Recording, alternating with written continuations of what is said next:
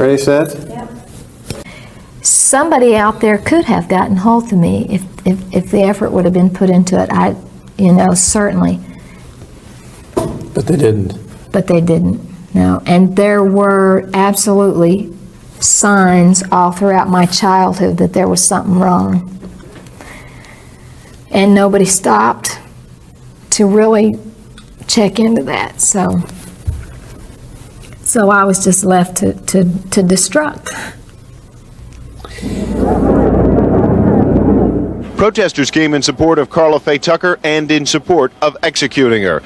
It is a tear in the fabric of society when a murder happens. The death penalty is the thread and needle to sew it back together again. Tucker, in 1983, was convicted of killing Jerry Lynn Dean with a pickaxe and admitted killing Thornton's wife, Deborah. Tucker found God and turned her life around, apparently. Enough for forgiveness from Texas Governor George W. Bush, but not a reprieve. The courts, including the United States Supreme Court, have reviewed the legal issues in this case, and therefore I will not grant a 30-day stay. May God bless Karla Faye Tucker, and God bless her victims and their families.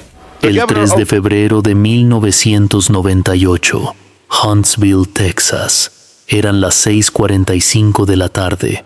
Dentro de la unidad Huntsville, una mujer exhala por última vez. Los médicos se acercan, la revisan, confirman su muerte. Tiene 38 años. Ha sido ejecutada mediante inyección letal. Fuera de los muros de la prisión, casi 200 periodistas de distintas partes del mundo esperan en la oscuridad. Algunas personas sostienen velas. Una cantante de gospel eleva su voz en la noche. Del otro lado de la cerca, otro grupo grita, pero no de tristeza, sino de celebración. Su nombre es Karla Faye Tucker, y acaba de convertirse en la primera mujer ejecutada en el estado de Texas en 135 años. Sus últimas palabras no estuvieron llenas de enojo ni de resentimiento.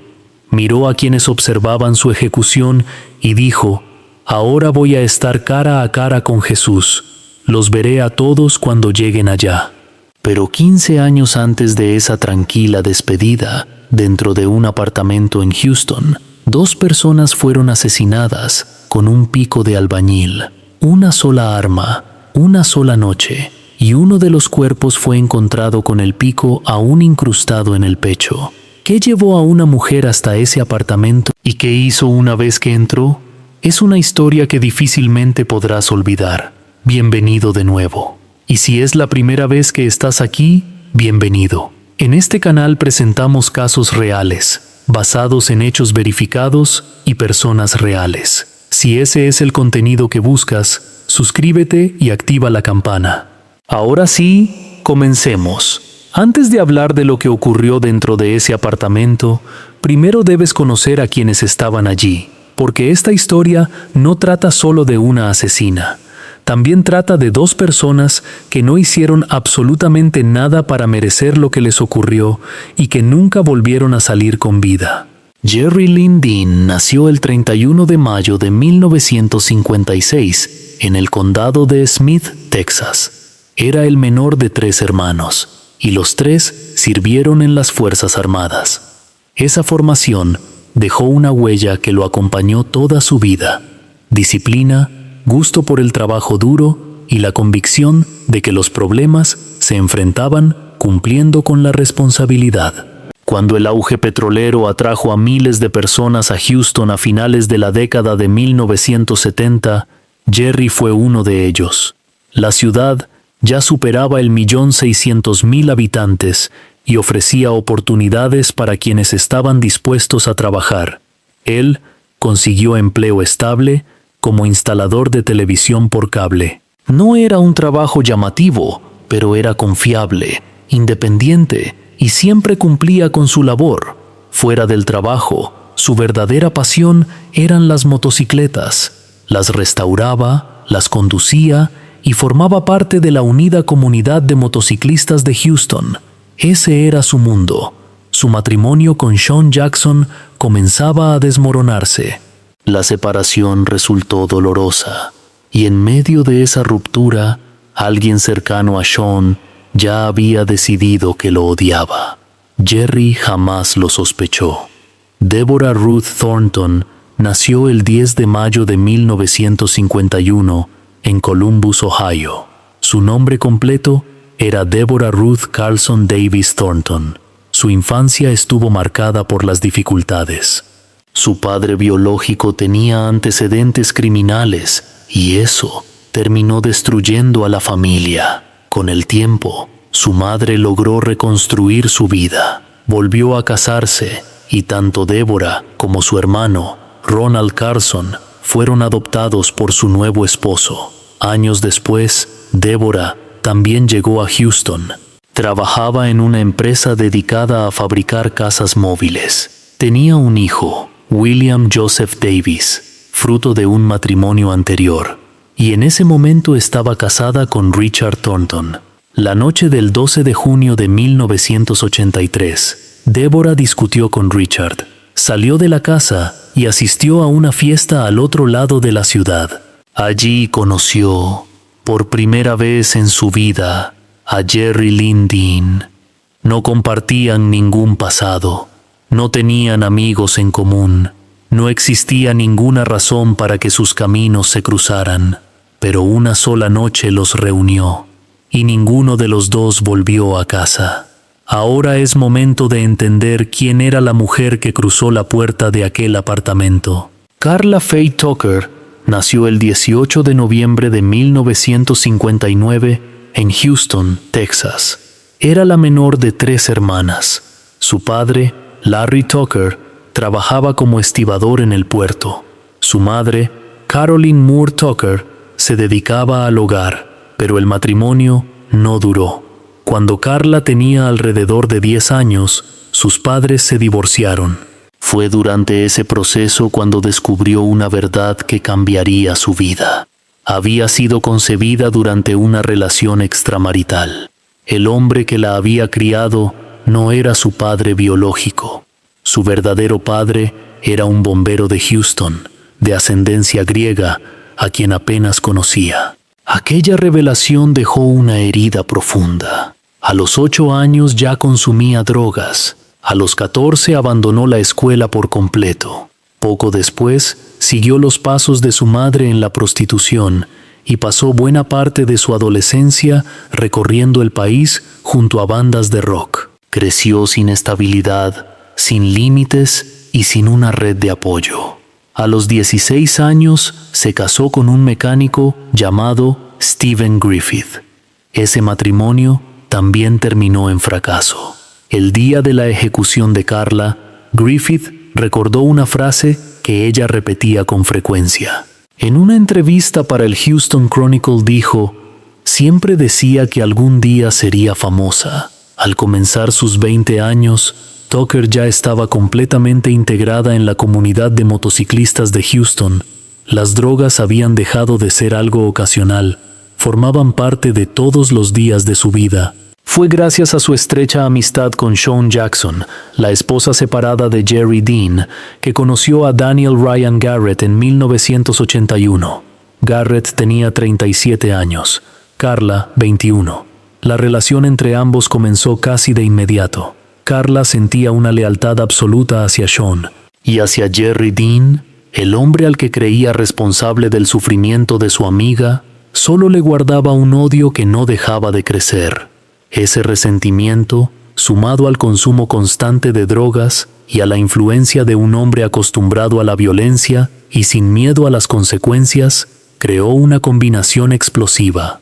Lo que ocurrió durante la fiesta de 3 días que vino después desencadenó una cadena de acontecimientos que los expedientes judiciales describirían como uno de los crímenes más brutales en la historia de Houston. Todo comenzó como una celebración de cumpleaños. Entre el 11 y el 13 de junio de 1983, Tucker y Garrett organizaron una reunión de 3 días en su casa de McKean Street, en Houston. Celebraban el cumpleaños de Carrie Ann. Entre los asistentes estaban Carrie Burrell, Ronnie Burrell y James Lebrand, pero aquello estaba muy lejos de ser una fiesta común. Los registros judiciales documentan el consumo continuo de drogas durante esos 3 días. Placidil, Dilaudid, Valium, Mandrex, cocaína, anfetaminas caseras y alcohol, sustancia tras sustancia, durante horas, sin interrupción. Entonces llegó Sean Dean. Tenía lesiones visibles. La discusión con su esposo separado, Jerry Dean, había dejado marcas en su cuerpo. Carla las vio de inmediato, y algo cambió dentro de ella. Su rechazo hacia Jerry no era nuevo. Desde hacía tiempo lo culpaba por el maltrato que, según creía, sufría Sean. Pero ver la herida convirtió ese odio en un impulso de actuar. Garrett también tenía un motivo para ir al apartamento de Jerry. Quería su motocicleta, o al menos las piezas. Ese era el plan inicial: robar, no matar. Pero Carla tenía algo más: una llave. Según la investigación, Sean la había extraviado tiempo atrás y Tucker la había encontrado entre sus pertenencias. Esa llave abría la puerta principal del apartamento de Jerry Dean. Drogas, ira y una llave en la mano. En la madrugada del 13 de junio tomaron la decisión. Irían al apartamento de Jerry Dean y James Librand los acompañaría. 3 personas abandonaron McKean Street durante las primeras horas del 13 de junio de 1983. Carla Faye Tucker, Danny Garrett y James Librand. De acuerdo con los registros del caso, el objetivo parecía simple: llegar al apartamento de Jerry Dean, llevarse su motocicleta o al menos desmontarla para vender sus piezas. Ese era el plan. Carla llevaba la llave. Había encontrado acceso directo a todo lo que había dentro. Aquella noche no salieron de la casa con armas, ninguna. Todo lo que se utilizó dentro del apartamento pertenecía al propio Jerry Dean. Garrett encontró un martillo de bola en el piso del dormitorio. El pico de aproximadamente 1 metro era una de las herramientas de trabajo de Jerry. Librand tenía una tarea específica: permanecer afuera y localizar el Chevrolet El Camino de Dean. Carla y Garrett entraron juntos. Los expedientes judiciales no describen un acuerdo previo para cometer un asesinato. Sin embargo, la fiscalía sostuvo, y el jurado terminó aceptando, que una vez dentro del apartamento, cada decisión que tomaron fue completamente deliberada. Tiempo después, Carla habló abiertamente de lo ocurrido. Lo hizo con distintas personas. Esas conversaciones quedaron grabadas. Y esas grabaciones terminaron convirtiéndose en una de las piezas centrales del caso presentado en su contra. Antes de continuar, si es la primera vez que ves este canal, aquí encontrarás casos reales, personas reales y hechos verificados, sin atajos. Suscríbete y acompáñanos. Ahora volvamos a la madrugada del 13 de junio de 1983. Eran aproximadamente las 3 de la mañana cuando 3 personas subieron a un vehículo y salieron de McKean Street: Tucker, Garrett y Librand. Las calles de Houston estaban en silencio. La mayoría dormía. Jerry Dean no imaginaba que alguien se dirigía a su apartamento. Al llegar al complejo, Librand permaneció afuera para buscar el camino de Jerry. Carla y Garrett caminaron hasta la puerta principal. Ella introdujo la llave. La cerradura giró. Entraron. El apartamento estaba a oscuras. Jerry Dean dormía en su habitación. Garrett avanzó por el cuarto y vio un martillo de bola en el suelo. Lo tomó y golpeó a Jerry. Dean despertó luchando. La pelea comenzó de inmediato.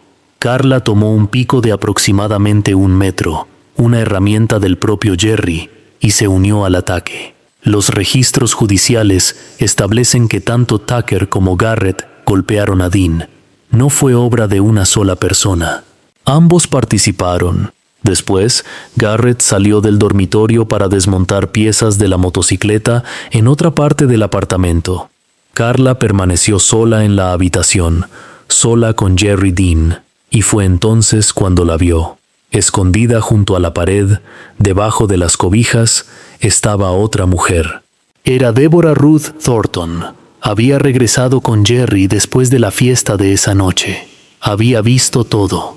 Carla se lanzó contra ella con el pico. Poco después, Garrett regresó al dormitorio y continuó la agresión.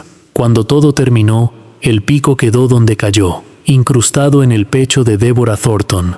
Jerry Lynn Dean y Deborah Ruth Thornton habían muerto. Tucker y Garrett se llevaron la cartera de Jerry Dean, varias piezas de su motocicleta y su Chevrolet El Camino. Carla se puso al volante y condujo directamente hasta el apartamento de Doug Garrett, hermano de Danny. Allí le contó lo que había ocurrido. Le entregaron la cartera de Dean. Doug quemó todo lo que había dentro y después se deshizo de ella. Las piezas de la motocicleta fueron guardadas por poco tiempo antes de ser arrojadas al río Brazos. El Camino fue abandonado en un estacionamiento cercano al Astrodome. Cada uno de esos movimientos quedó documentado durante la investigación y más tarde fue presentado como prueba ante el tribunal. A la mañana siguiente, un hombre llamado Gregory Scott Trevor llegó al apartamento de Jerry Dean para que lo llevara al trabajo. Al acercarse, notó que la motocicleta ya no estaba. El televisor había sido movido de lugar. Algo no encajaba. Entró al apartamento y encontró los dos cuerpos. Esa misma mañana, la policía de Houston abrió una investigación por homicidio. Los detectives llegaron al lugar, procesaron la escena y comenzaron a reunir evidencia. Sin embargo, durante las siguientes 5 semanas, el caso apenas avanzó, hasta que una sola llamada telefónica cambió por completo el rumbo de la investigación. Tucker y Garrett habían regresado a casa antes del amanecer del 13 de junio. Volvieron a su rutina como si nada hubiera ocurrido, sin señales de pánico, sin remordimiento aparente. Mientras tanto, 2 personas permanecían muertas al otro lado de la ciudad, pero Carla cometió un error. No pudo guardar silencio, y ese detalle terminaría siendo decisivo. En lugar de ocultar lo ocurrido, comenzó a contarlo. Les describía el ataque a personas de su círculo más cercano, con un nivel de detalle estremecedor. Incluso exageraba su propia participación. Quería proyectar una imagen de dureza, de alguien que no le temía a nada, de una mujer capaz de ganarse el respeto de quienes la rodeaban. Entre las personas con las que habló estaba su propia hermana, Carrie Burrell. Los registros judiciales confirman que Tucker relató lo sucedido a varias personas, y con cada conversación se acercaba un poco más al corredor de la muerte.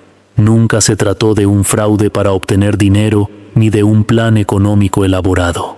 Todo comenzó como el robo de una motocicleta, pero una vez dentro del apartamento, la situación tomó un rumbo mucho más violento. Richard Thornton recibió la noticia de que su esposa, Deborah, había sido asesinada. Ni siquiera sabía dónde había pasado aquella noche. Poco después, Ronald Carlson también supo que su hermana había muerto. Cargó con ese dolor durante años, y el camino que ese sufrimiento terminaría llevándolo a recorrer era algo que nadie podía imaginar. La División de Homicidios de la Policía de Houston abrió oficialmente el caso la mañana del 13 de junio de 1983. Los investigadores procesaron cuidadosamente la escena. Recuperaron el pico, recuperaron el martillo. Las pruebas físicas estaban allí. Pero una escena del crimen puede explicar cómo ocurrió un asesinato. No siempre revela quién lo cometió. En aquella época no existían las herramientas forenses ni la tecnología digital con las que cuentan hoy los investigadores. Sin un sospechoso claro, el caso comenzó a estancarse. Pasaron 5 semanas. Nada cambiaba. Mientras tanto, Carla seguía hablando. Seguía contando lo ocurrido. Seguía comportándose como alguien convencida de que jamás sería descubierta. Uno de quienes la escuchaban era Doug Garrett, hermano de Danny. Doug mantenía una relación con Carrie Burrell, hermana de Carla. Gracias a esa cercanía, empezó a escuchar detalles que provenían directamente del círculo de los responsables. Con el paso de los días, guardar silencio dejó de ser una opción. El 20 de julio de 1983, Doug Garrett tomó el teléfono y llamó al detective de homicidios J.C. Mosier. Aquella única llamada abrió por completo el caso. Y lo que ocurrió cuando el detective Mosier se sentó frente a Doug Garrett, junto con la decisión que él aceptó tomar después, marcaría el punto de inflexión de toda la investigación. Al día siguiente de esa llamada, el detective Mosier se reunió con Doug Garrett y Carrie Burrell. Escuchó atentamente sus declaraciones, evaluó la información y tomó una decisión. Le pidió a Doug que llevara un micrófono oculto. Doug aceptó. Días después, subió a su motocicleta y regresó a la casa de McKean Street, el mismo lugar donde se había celebrado la fiesta de 3 días. Allí se reunió con Carla Tucker y Danny Garrett. Todo parecía una visita familiar más. La conversación duró aproximadamente 90 minutos. Cada palabra quedó grabada. En esa grabación, Carla describió con sus propias palabras el ataque contra Jerry Dean. Explicó lo que hizo, lo que sintió. Relató los hechos con total naturalidad, sin presión y sin saber que estaba siendo registrada. Llevaba semanas contando esa historia a distintas personas.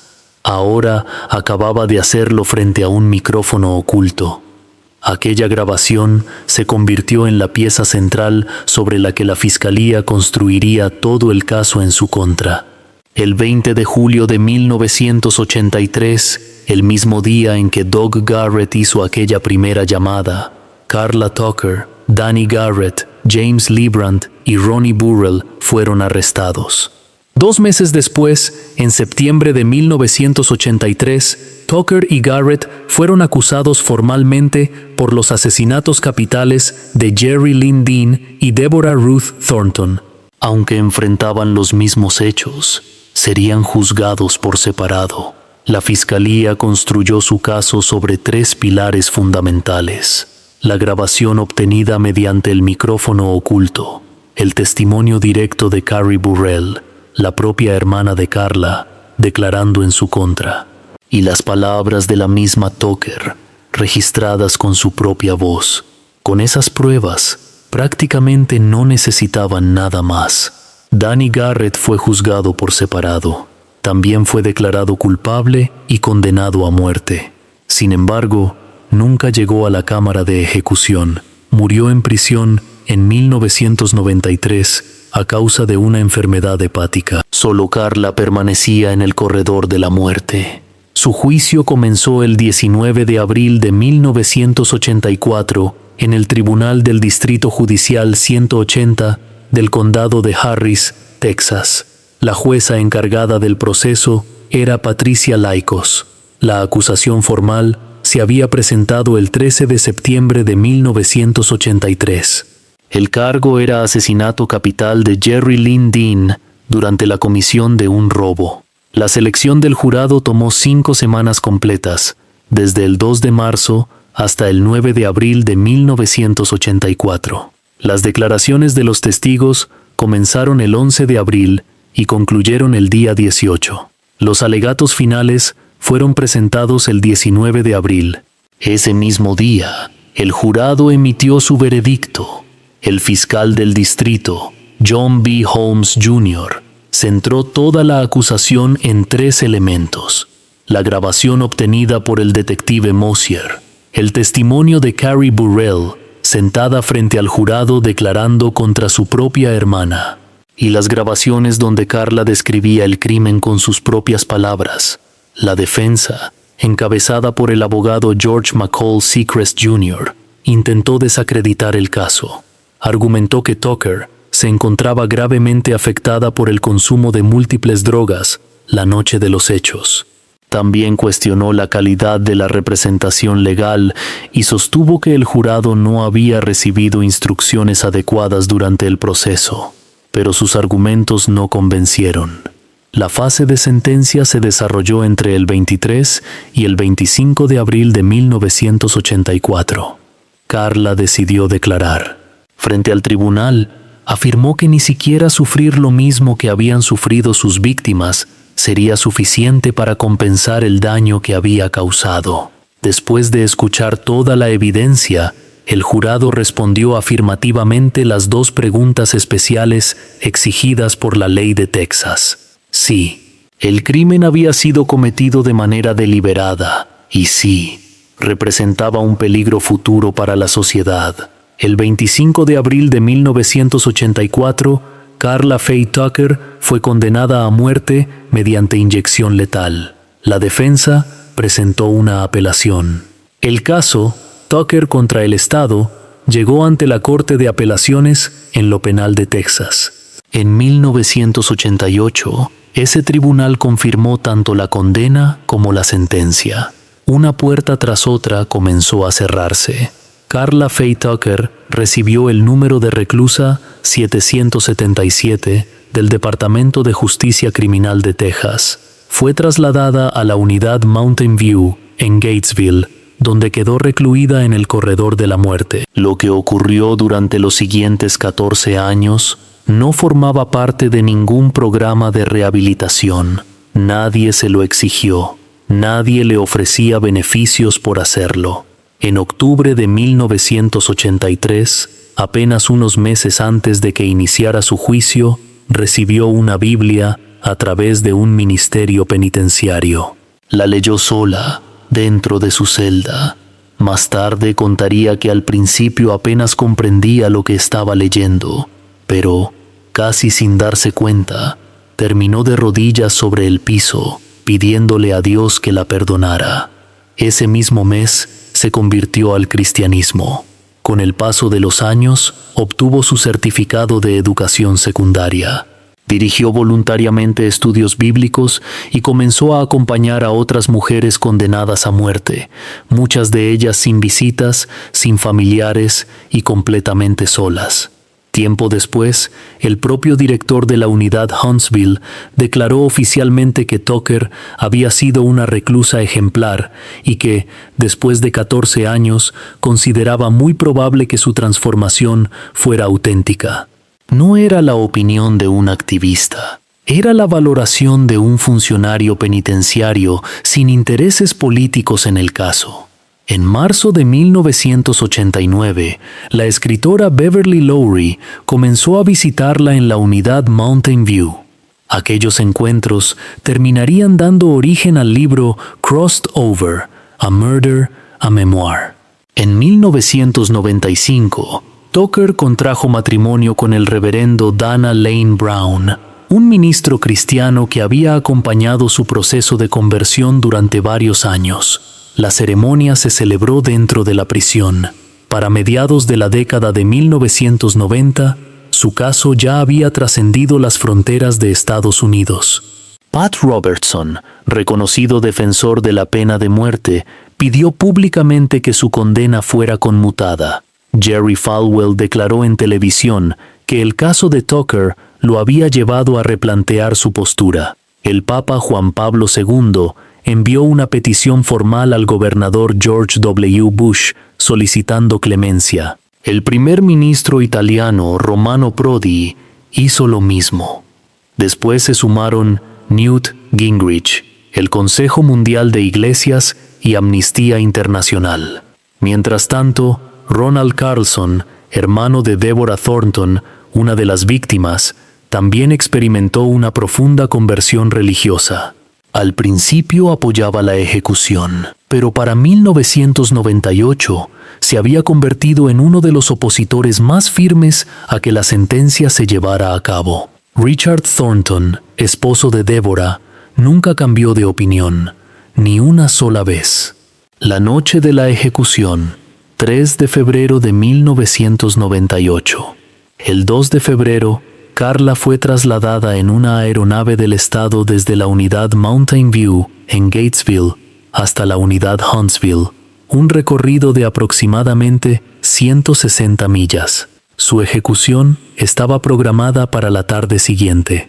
Esa noche, Alan Polunsky, presidente de la Junta de Justicia Criminal de Texas, fue a visitarla a su celda. Alguien le ofreció una silla. La rechazó. Prefirió sentarse en el piso de concreto para no hablarle desde una posición superior. Carla le entregó un documento de 3 páginas. No era una solicitud de clemencia, tampoco una carta personal. Era una propuesta estructurada para reformar el sistema penitenciario. Hablaba sobre programas de trabajo para personas privadas de la libertad, mecanismos de responsabilidad después de recuperar la libertad y mejores sistemas de apoyo para las mujeres que seguían en prisión. Más tarde recibió la visita de su esposo, Dana Brown. Se encontraron separados por un vidrio. No podían abrazarse, no podían tocarse. En sus últimos minutos juntos, ambos estiraron las manos y lograron estrecharlas a través de la abertura permitida en la división de seguridad. Carla rompió en llanto. Fue la última vez que tendrían contacto físico. Su última comida fue sencilla: un plátano, un durazno y una ensalada con aderezo ranch. Antes de la ejecución le ofrecieron un sedante. Lo rechazó. Quería enfrentar consciente cada instante que estaba por venir. A las 3:30 de la tarde llegó Cheryl Archer, la capellana del pabellón femenino. Permaneció sentada en el suelo junto a la celda, sosteniendo las manos de Carla entre los barrotes. Después, leyó un mensaje enviado por su abogado. La Corte de Apelaciones del Quinto Circuito había rechazado el último recurso.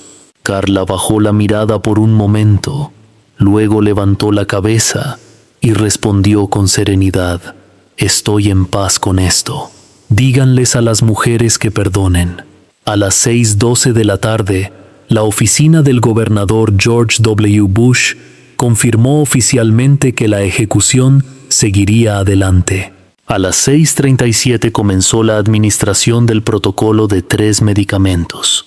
8 minutos después, a las 6:45 de la tarde del 3 de febrero de 1998, Carla Faye Tucker fue declarada muerta. Tenía 38 años. Los 4 testigos que ella eligió para presenciar la ejecución fueron Carrie Weeks, Dana Brown, Jackie Aiken y Ronald Carlson. En otra sala de observación, destinada a los familiares de las víctimas, Richard Thornton observaba desde una silla de ruedas acompañado por William Joseph Davis, hijo de Deborah Thornton, y por Catherine Thornton, su hijastra. Nadie estuvo presente en representación de la familia de Jerry Lynn Dean. No habían sido notificados a tiempo. Mientras observaba a Carla a través del cristal, Richard Thornton habló en voz baja, dirigiéndose a su esposa fallecida. «Aquí viene, cariño. Ahora es toda tuya». Los días posteriores, Fred Allen, capitán encargado del equipo de ejecuciones de la unidad Huntsville, había supervisado más de 120 ejecuciones. Pocos días después de la muerte de Tucker sufrió un colapso emocional. Renunció a su cargo. También perdió su pensión y cambió para siempre su postura sobre la pena de muerte. Años después, durante el documental Into the Abyss, dirigido por Werner Herzog y estrenado en 2011, recordó aquel cambio con una frase que quedó registrada: «Yo apoyaba la pena de muerte. Después de Carla Faye, ya no. Nadie tiene derecho a quitarle la vida a otra persona. No me importa que sea la ley». Tiempo después, el periodista Tucker Carlson aseguró que el gobernador George W. Bush había ridiculizado en privado la súplica televisada de Carla durante una entrevista con Larry King. Bush negó esa versión. La controversia nunca pudo resolverse.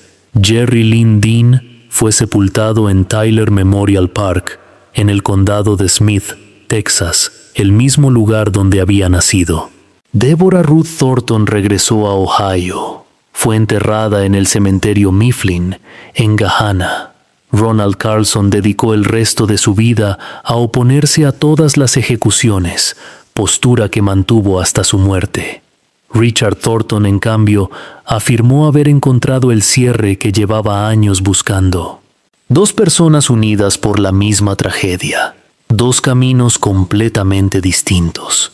El libro de Beverly Lowry, la obra teatral de Steve Earle y la biografía The Ballad of Carla Faye Tucker de Mark Beaver, galardonada como Libro del Año en Georgia en 2024. Décadas después, este caso sigue negándose a desaparecer. Stephen Griffith, el primer esposo de Carla, terminó teniendo razón. Ella llegó a ser famosa, pero la verdadera pregunta nunca dejó de perseguir este caso. Si una persona pasa 14 años demostrando, con hechos, que se ha convertido en alguien completamente diferente, ¿tiene el sistema de justicia la obligación de tomar en cuenta ese cambio? Déjanos tu respuesta en los comentarios. Leo cada uno de ellos. Y si buscas documentales sobre personas reales, hechos verificados y una investigación sin atajos, suscríbete al canal. Aquí analizamos cada caso con la misma profundidad.